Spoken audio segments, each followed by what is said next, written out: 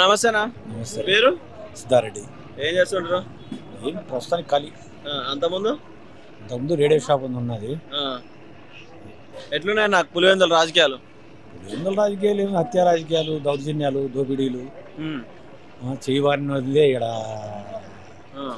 పెద్దోళ్ళు చెప్తారు చూడి, బడతున్నవందే బర్రె అని. మళ్ళీ చెప్పండి. బడెత్ అంటే బర్ర, కర్ర చేతిలో ఉండేవందే బర్రె అని ఆ టైప్ లో ఉంటది. అంతేనా? అంటే ఇప్పుడు రాజకీయాలు బాగున్నాయి, అప్పుడు రాజకీయాలు ఉన్నాయి, పాత రాజకీయాలు? పాత రాజకీయాలు అంటే డిఎన్ఏ టైంలో ఉండేటప్పుడు బాగున్నాయి. ఇంకా నీచ రాజకీయాలు లేవు. వైఎస్ఆర్ వచ్చినప్పుడు వైఎస్ఆర్తోనే స్టార్ట్ అయినాయి. నీచ రాజకీయాలు చాలా స్టార్ట్ అయినాయి. నల్జర్పల్లి నారాయణ, శివరాము, కోటూరు శివారెడ్డి, పెదకోడాల కృష్ణారెడ్డి, వీళ్ళందరినీ మొత్తం చంపడం, చనిపోవడం. అసలు ఎందుకు స్టార్ట్ అయినా అన్న? ఇప్పుడు సీఎం అంటేనే జనాలు కొంతమంది గలీజ్ గా సినిమాలు తీసే స్థాయికి తీసుకొచ్చారు. ఎట్లా, ఎందుకు వచ్చింది అట్లా? సీఎం అంటే పౌరుషానికి ప్రతిరూపము. సీమలో ఉండే ఎంత పౌరుషం ఉందో అంత నిజాయితీ కూడా ఉంది. అయితే కొంత ఇట్లాంటి కలుపు మొక్కల మాదిరి తయారై వీళ్ళ దౌర్జన్యాలకు వీళ్ళకు రావడం, ఆ వెంకటనరసయ్య వాళ్ళను బినామీ దారులు కానీ వాళ్ళ ద్వారా వచ్చినవి ఇవన్నీ వచ్చినాయి. వాళ్ళకి ఆ ప్రాపర్టీస్ వచ్చినాయి. ఆ విధంగా భయపెట్టుకుంటూ పోతున్నారు అంతే. ఒకరిని భయపెట్టుకుంటా జరుగుతున్నాయి. కామన్గా జరిగే ఇదే. అంతకుముందు బాగుండే. అంతకుముందు డిఎన్ఈడి ఫీల్డ్లో లేవు. డిఎన్ఈడి జిల్లా పరిషత్ చైర్మన్ గాను, మున్సిపల్ మున్సిపల్ కాదు, సమితి ప్రెసిడెంట్ గాను, ఇంకా నుండి ఇది ఉంది కదా సర్వీస్ కమిషన్ చైర్మన్ గాను అతను ఉండేటప్పుడు ఇంత లేవు. ఏ పల్లెల్లో కూడా దౌర్జన్యాలు ఉండేవి కాదు.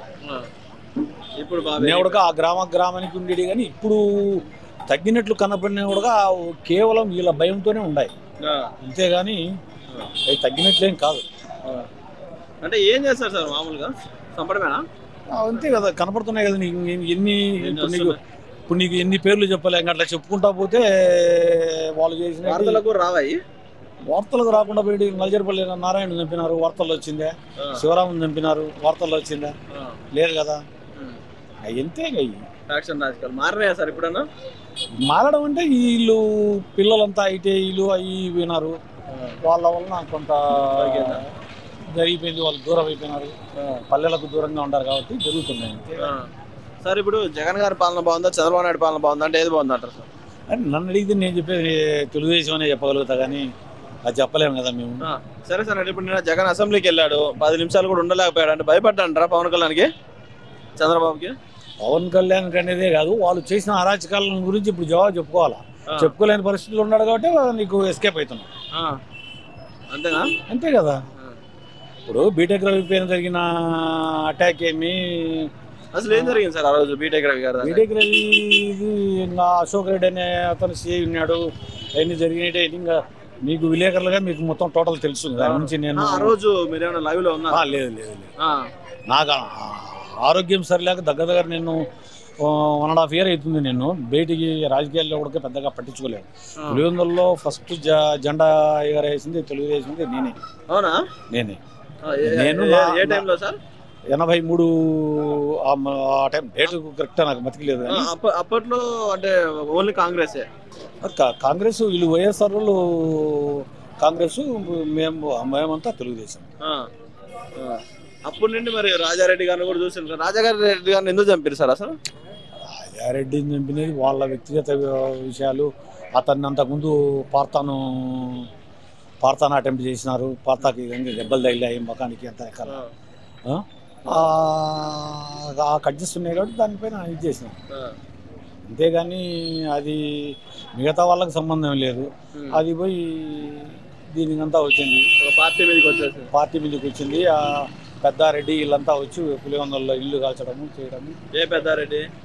తిమ్మంపల్లి ఎక్స్ఎమ్మెల్యే పెద్దారెడ్డి. ఆయన పెద్దిరెడ్డి పెద్దిరెడ్డి అప్పుడు పెద్దారెడ్డి కేతిరెడ్డి ఆయన వైఎస్ఆర్కి దగ్గర బాగా.